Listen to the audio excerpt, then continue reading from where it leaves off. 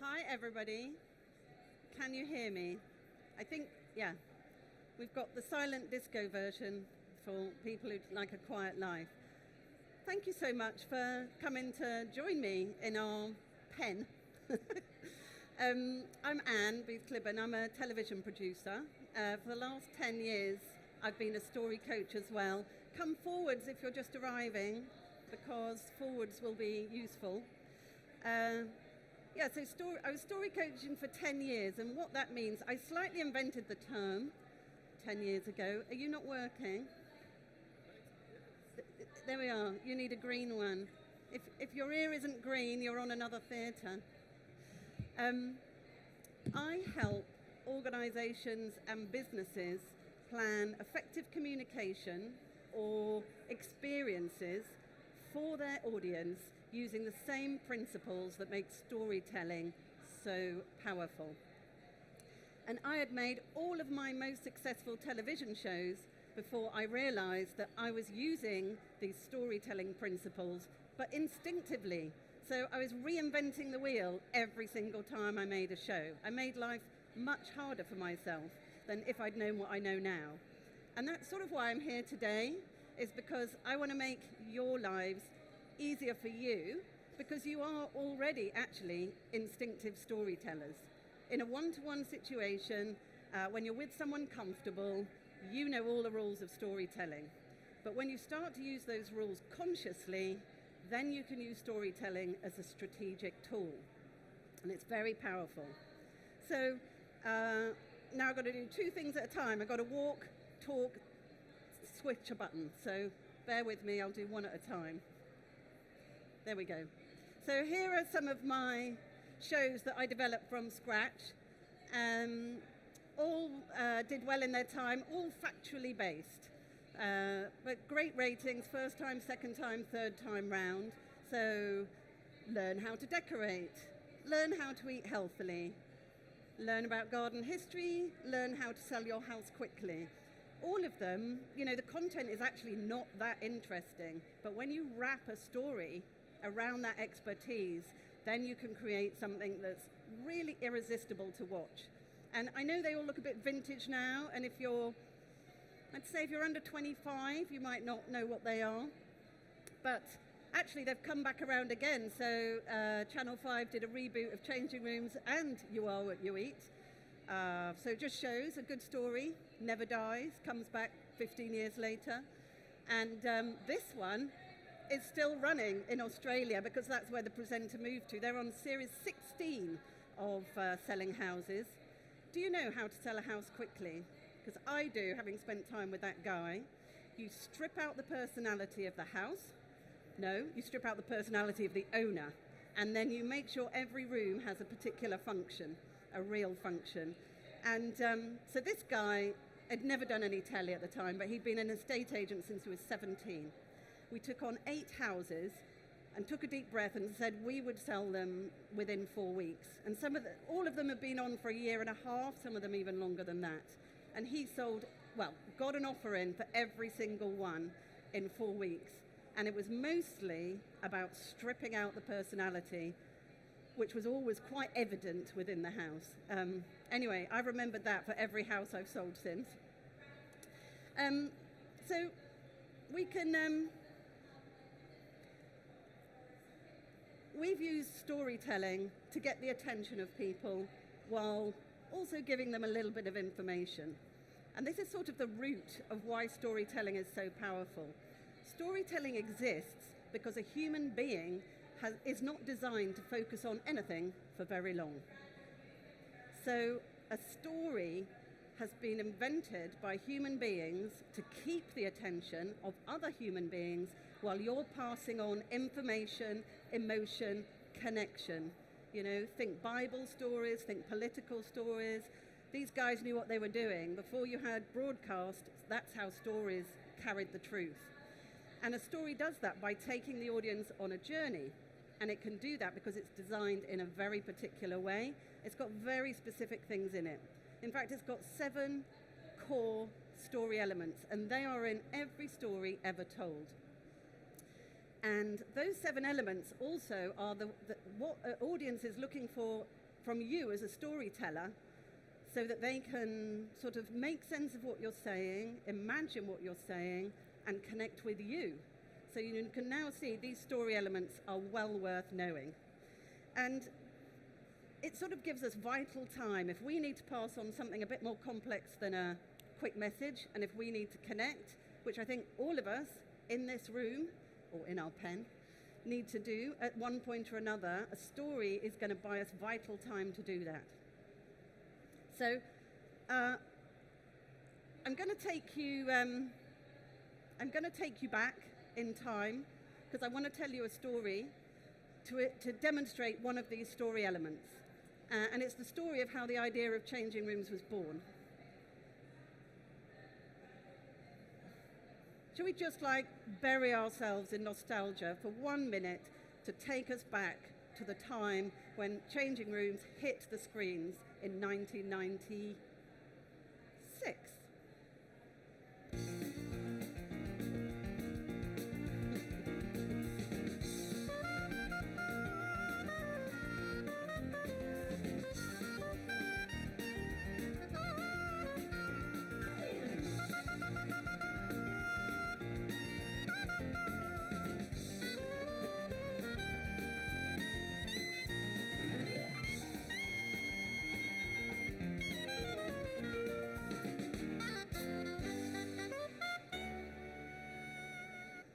There we go. Some of you will remember it really well. Some of you were children when it went out, but we don't have to decide who is who today. So I'm going to tell you the story of how this was born. I mean, it started with me getting a 6-week development contract to develop a DIY game show for BBC Two. And it finished with one of the biggest features formats that the BBC have still ever had on their roster. I mean, it was just absolutely huge. When nobody expected the impact that it would have. People were ready for it. 11 million viewers was its peak. That was my show, actually. So if you're going to tweet anything today, 11 million. But honestly, 9 or 10 was quite normal. And, it changed behaviours. It increased interior design courses by 400% across the UK. And people who never thought they would be a designer went off to become interior designers. It's like that's one of the most proudest things I feel about changing rooms. But going back, I was given a 6-week contract. I didn't own a house. I was renting. I was 27 and I worked in telly. I didn't earn any money. So I went to look and see what DIY and interiors looked like. Oh my God, it was boring. I mean, have you ever decorated a room in someone's house? It is so dull. And I was thinking, how am I going to make telly out of this? I could see it couldn't be rounds. It can't be rag rolling. It's got to be a whole room. If you're going to get a payoff, it's going to be a room. So I had a show, and I developed a show, and I was ready to pitch this show.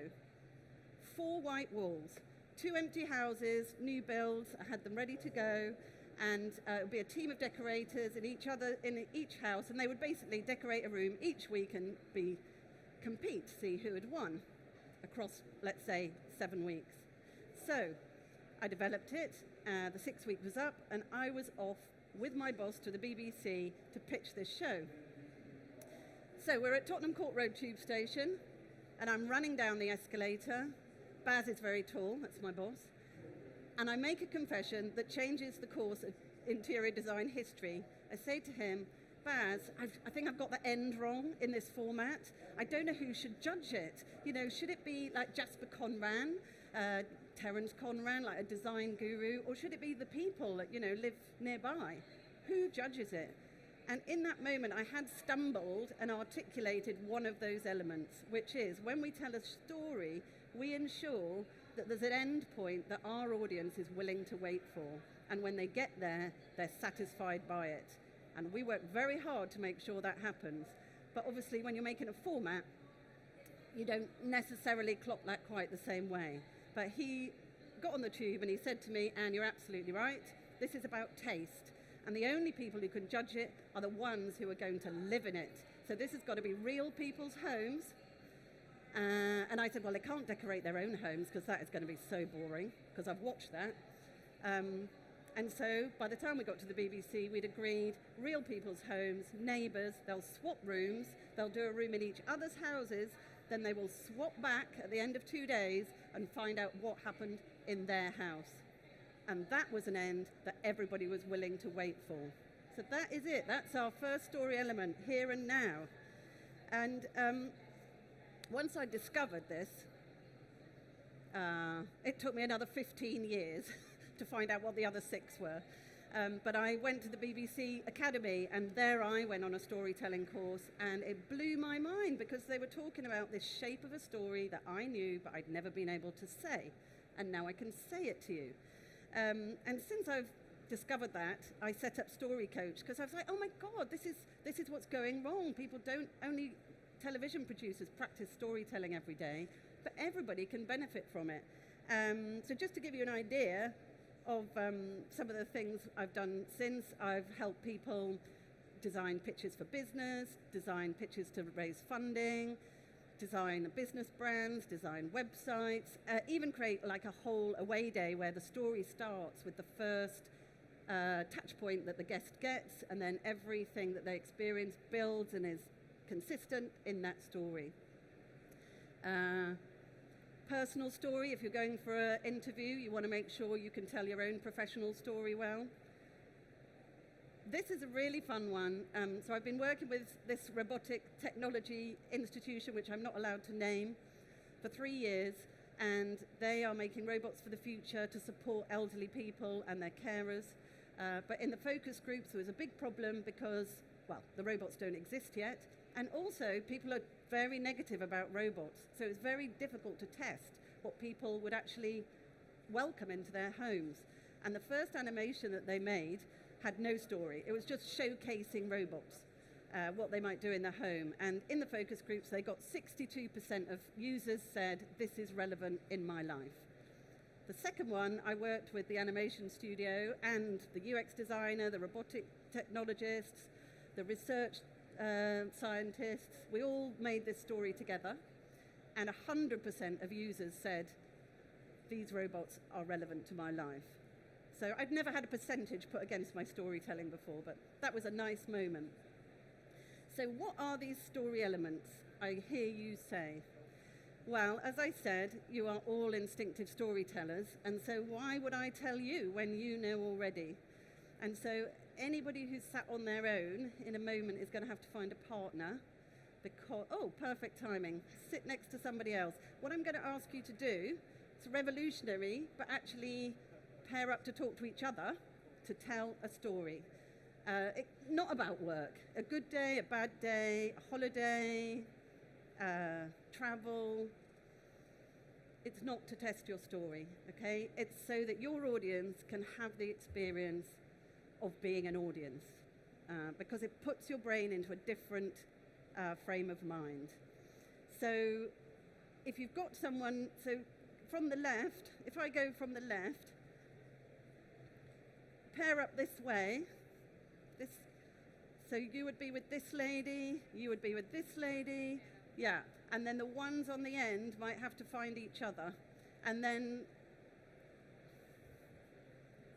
would you like to pair up with this gentleman?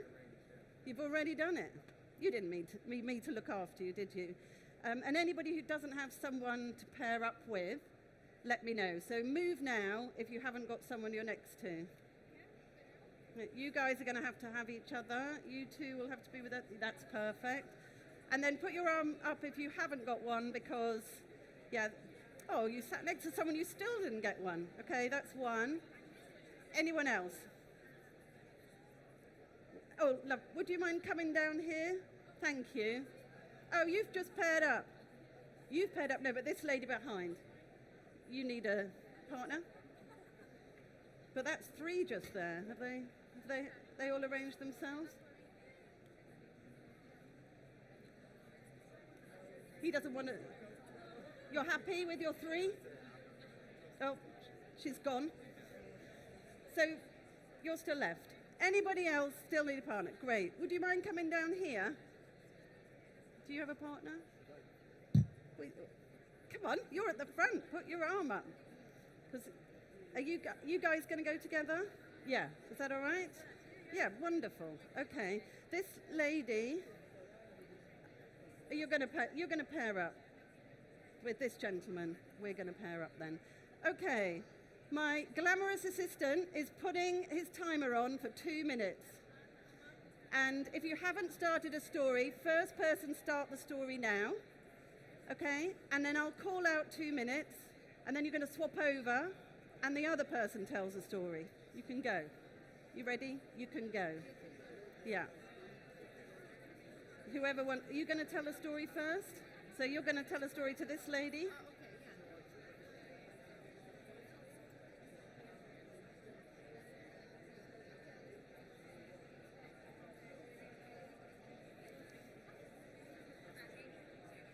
Right. Where's DJ? DJ, can you turn me off?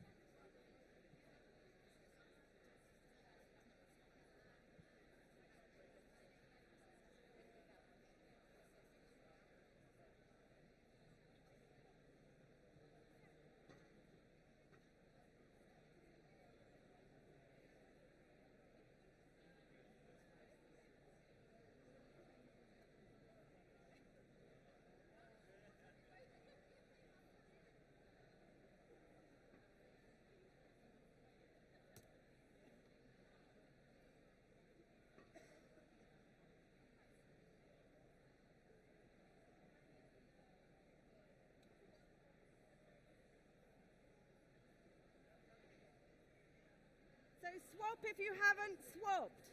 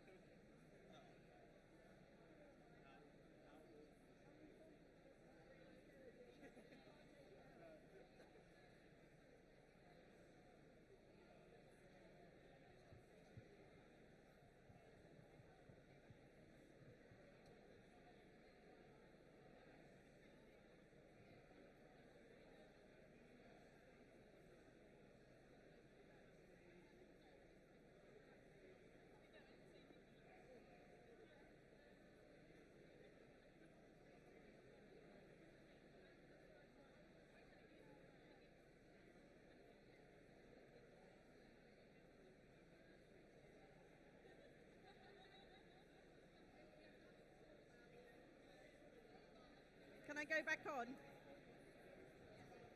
Am I back on? Oh, I am back on. Oh, I feel so quiet now. That was just so exciting to see. So many stories in the room, and you're telling the story with your body. And you know, what's your name? Tanya. Tanya was telling me a story, so I couldn't spy on you. But I know that when you're storytelling, your body is lent in. You know, you are both listening. And then when you start to chat, it's like, it's still talking, but it's chat, chat, chat, chat, chat. So you've already demonstrated to yourselves that there is a shape of a story. There's a shape of a story where you pick your audience up and you take them on that journey. You've bought your time, you can do what you like now, and then you place them at a point where you've decided they're going to go, and you know how they're going to feel.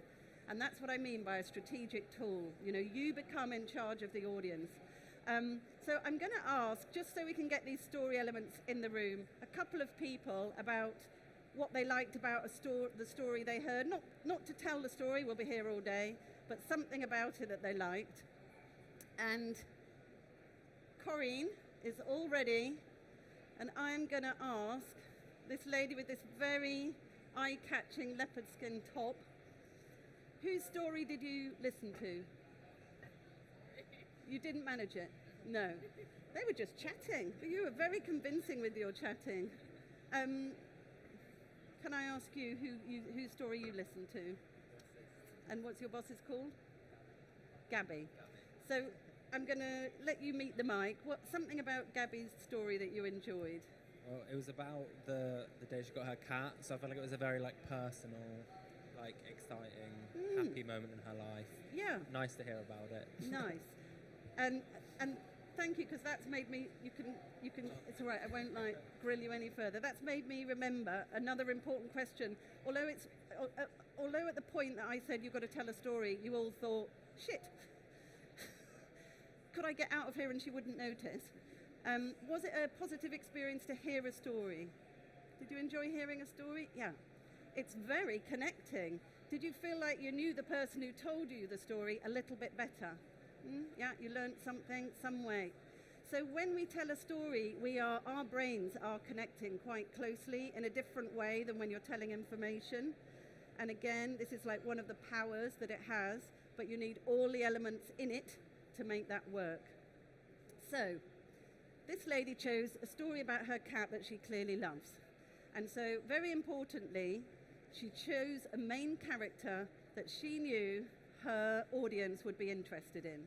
And when we tell a story, the main character is the way the whole story is organized. That's the point of view of the whole story.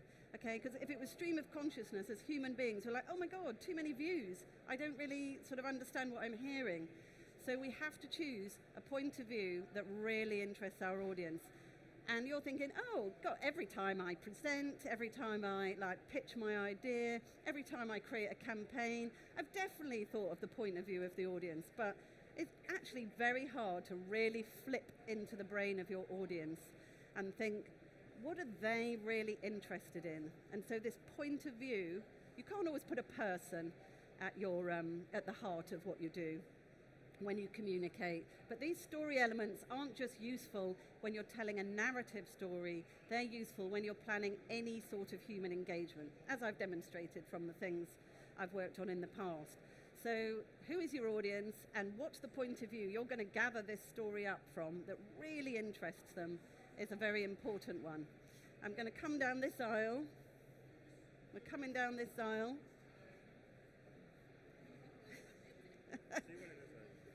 So, Anna, whose story did you listen to? Carl's. Something about Carl's story you really enjoyed. So it was an underdog story. It was yes. It was basically him him going against all odds and managing to exceed expectations. Oh, absolutely perfect. Thank you both. So that is Jeopardy, folks. Jeopardy. What's at risk? What's at stake? When we tell a story, that is at the heart of it. Tanya's story, I was so wanting her to have that cat by the end of the story. She totally set it up. I knew what was at risk, what was at stake. I really cared. What is the jeopardy of the story? We have to have that as human beings. We want to know what's resolved, what's overcome. And, when we're talking about this in a sort of business storytelling context, you might think, oh, I don't want to frighten my client. I don't want to frighten my customer with what's at stake. But you know what? It might you have to connect with it to communicate in a compelling way what the positive is. If you don't know what the negative is, how can you say to the person you're communicating with, this is very important? Like super, super quick example, working with a legal firm, they were all selling training into their clients. One of the partners of this legal firm said to me, well, there's no jeopardy for me. I'm just selling carbon emissions legislation, which was just coming in at the time. And I was like, okay, so if your company doesn't meet their carbon emissions deadline, footprint, what's the consequences? She said, oh, well, they would get a massive fine and then they might go to jail. I was like, woohoo! We've nailed it first time. So, sometimes it just helps you see the bigger picture of what you're trying to communicate when you ask, what is the jeopardy? Now, I have to keep to time, so I'm going to now tell you the others that you just heard, but it's always nice to really hear from people's stories. So, point of view or main character, depending on whether you're telling a story or if you're actually communicating something more complex.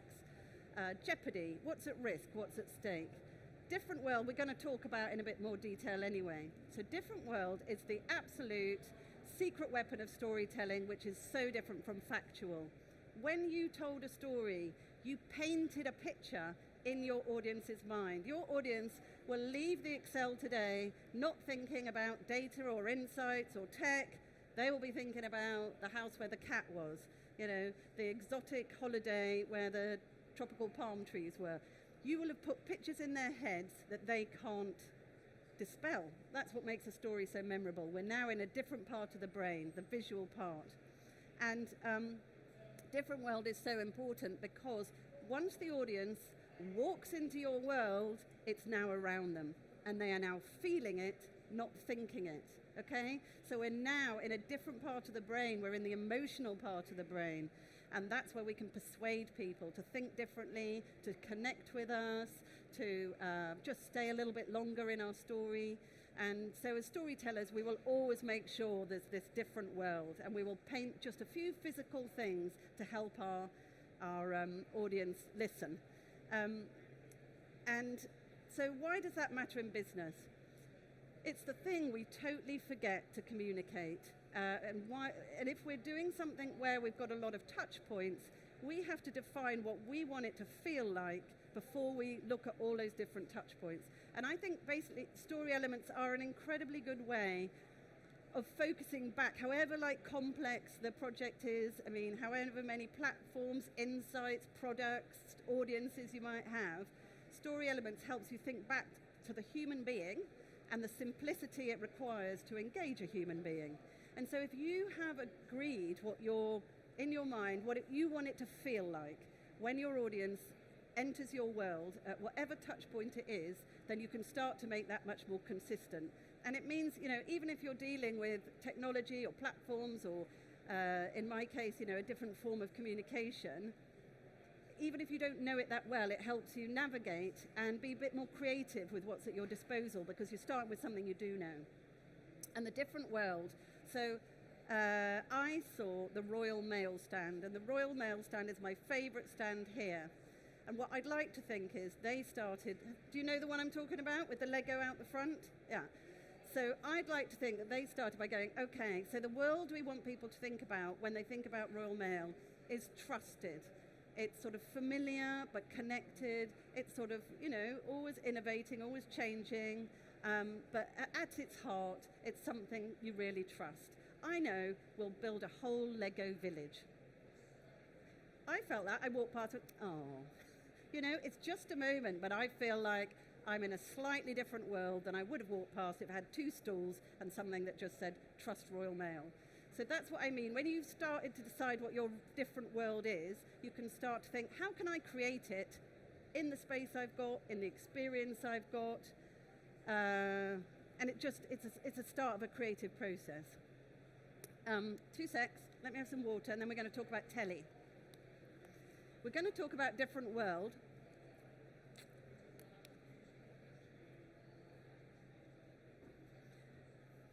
And let them leave quietly. We're going to talk about different world in terms of telly programs. So I really would encourage you to watch television and think of the story elements. I've got booklets here for anybody who's really interested, although I'm not sure if I've got, it's very nice you all came, I'm not sure I've got that many, but I also have a website, so if you can't be here long enough to get a booklet with all the elements in, you can definitely go to my website and see them.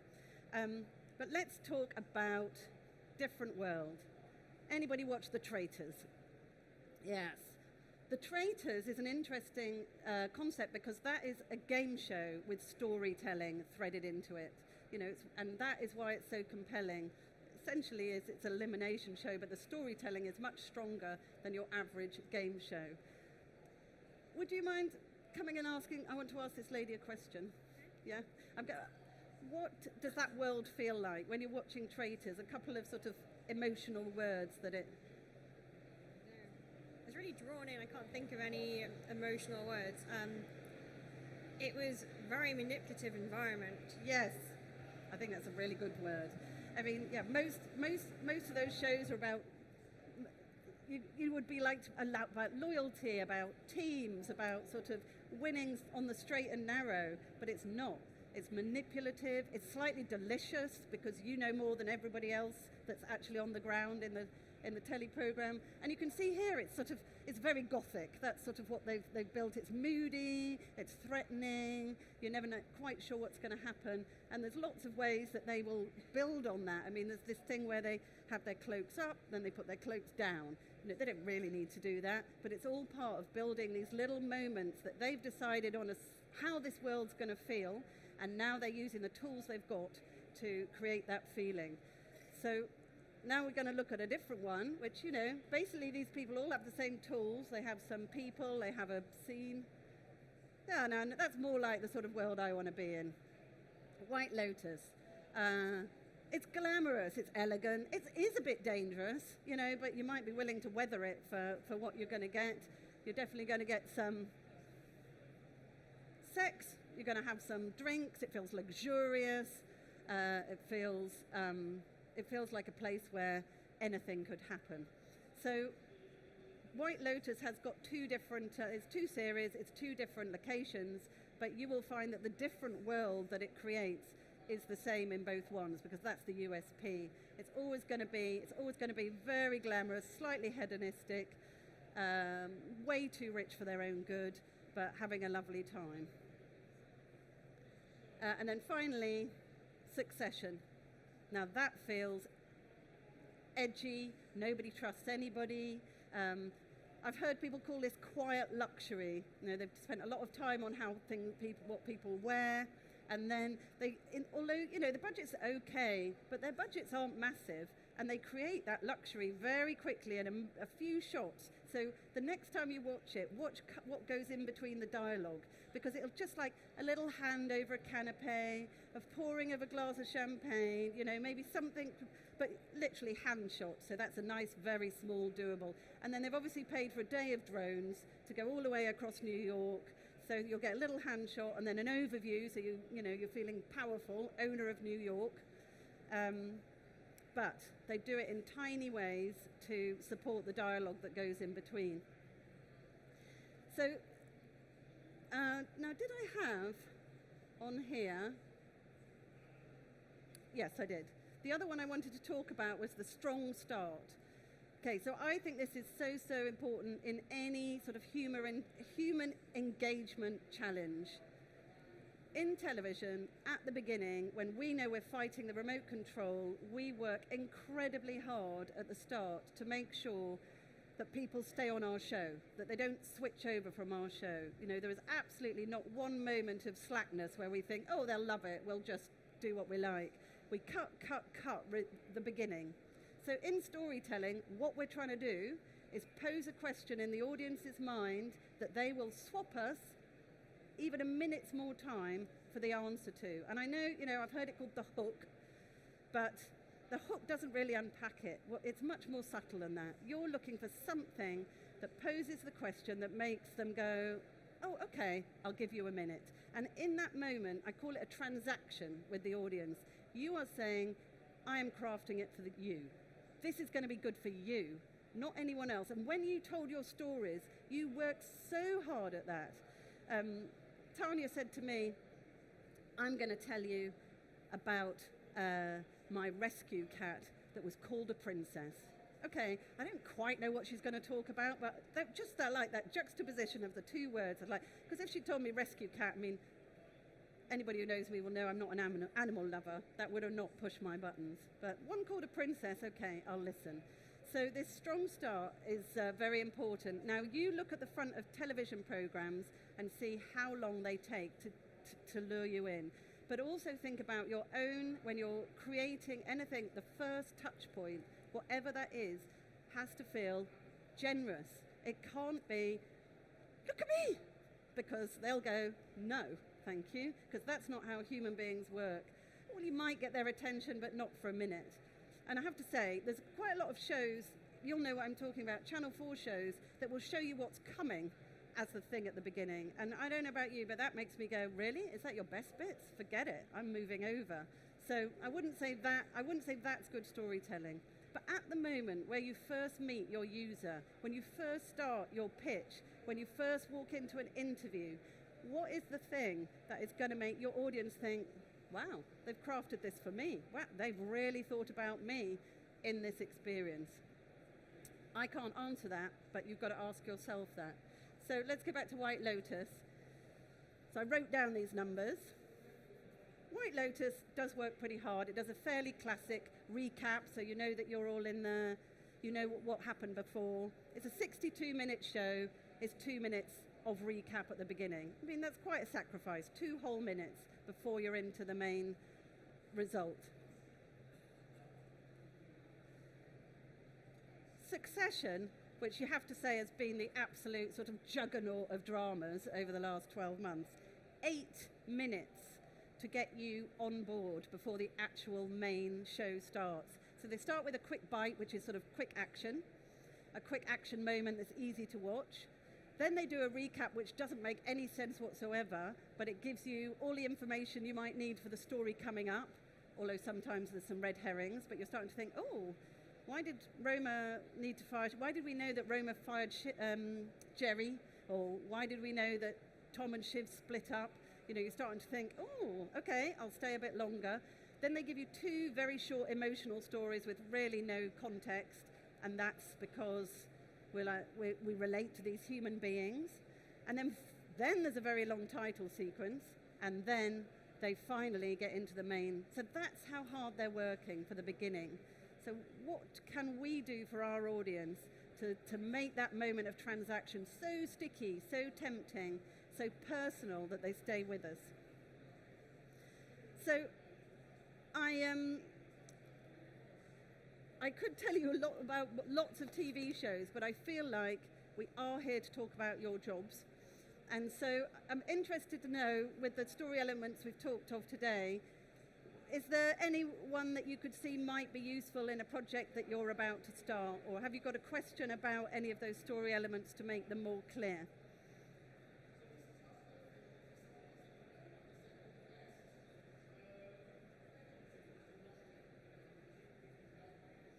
Hi.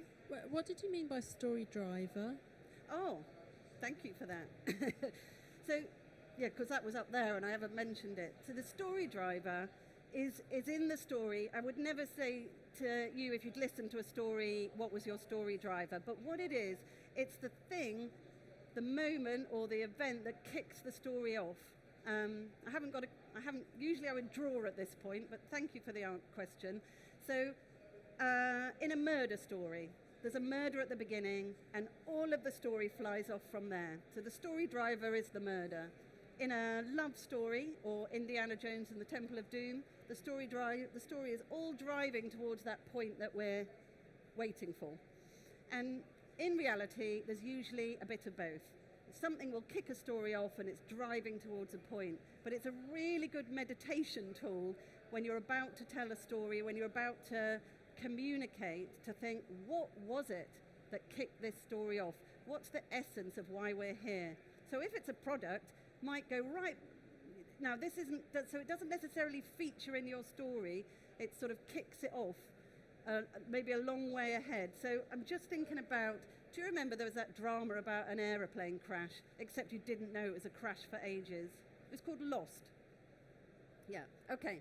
So the story driver of Lost was the aeroplane crash, but we didn't even find out what that was till ages later. But that didn't mean it didn't provide the energy for everything that we watched. So sometimes your story driver isn't in the story, but if you've got any sort of product, you could go back to ask yourself, why the hell did we develop it in the first place? 2 years ago when we thought about this, what was it? What was the thing that kicked it off? In businesses, find this all the time. Business has been a startup, it's gone to 20, it's maybe now at 80, maybe even bigger. And you ask, what was the story driver of this business? What was the essence of it? Where did it kick off? Because in that story driver, you'll find a very important part of your story that you may well have completely left behind, or everybody in the business knows it so well. This is when there's 20 of them. So the first 4 know it really well, the next 10 know it quite well, and when you're up to 20, everybody has forgotten apart from the first 4. So your story driver is the thing, and also it's the thing you have to all decide what you're actually working towards in the end. And so if you're at a job interview, for example, quite good to say, what's your story driver? I'm driving towards the point where they offer me the job, rather than what I always felt when I went into interviews was, I'm here to talk long enough that they might choose me if I'm lucky. I'm already telling the wrong story. What's your story driver? My story driver is coming to work in that company, because then you can help that person imagine you working in that company, and that's also very strong. I think I've got time for one more question. That was a very good one, thank you. No? Thank you. Well, that means I covered everything, I reckon. So I have a website, I have some booklets here. Do link in with me. Do tweet about me. Actually, don't tweet, because that's rubbish nowadays and it's called something else. So add on to my LinkedIn post to say that you were there. That seems to be much more successful. But thanks so much for your time. Really appreciate it.